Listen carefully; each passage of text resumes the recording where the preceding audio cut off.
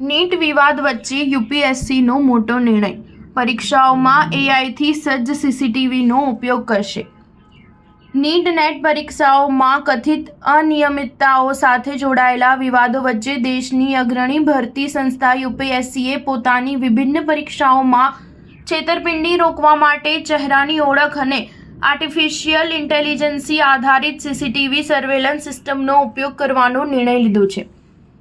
તેણે તાજેતરમાં જ 2 ટેકનિકલ સોલ્યુશન તૈયાર કરવા માટે અનુભવી જાહેર ક્ષેત્રની કંપનીઓ પાસેથી બોલી આમંત્રિત કરવા માટે એક નિવિદા જાહેર કરી છે। આધાર બેઝ ફિંગરપ્રિન્ટ ઓથેન્ટિકેશન અને ઉમેદવારોના ચહેરાની ઓળખ તથા એડમિટ કાર્ડના QR કોડનું સ્કેનિંગ કરવા માટે પરીક્ષા પ્રક્રિયા દરમિયાન લાઈવ એઆઈ આધારિત સીસીટીવી સર્વેલન્સ સિસ્ટમ ઉપયોગમાં લેવામાં આવશે।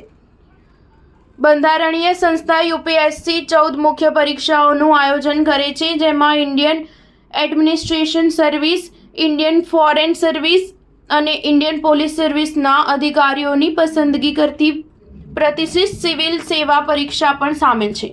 યુપીએસસી કેન્દ્ર સરકારના ગ્રુપ એ અને ગ્રુપ બીના પદો પર ભરતી માટે સ્પર્ધાત્મક પરીક્ષાઓ અને ઇન્ટરવ્યૂનું આયોજન કરે છે। લેહ, કારગિલ, શ્રીનગર, ઇમ્ફાલ, અગરતલા, ઐઝવાલ અને ગેંગટોક સહિત અન્ય મુખ્ય શહેરોમાં મહત્તમ 80 કેન્દ્રો પર યોજવામાં આવતી પરીક્ષામાં 25 લાખથી વધુ ઉમેદવારો હોય છે।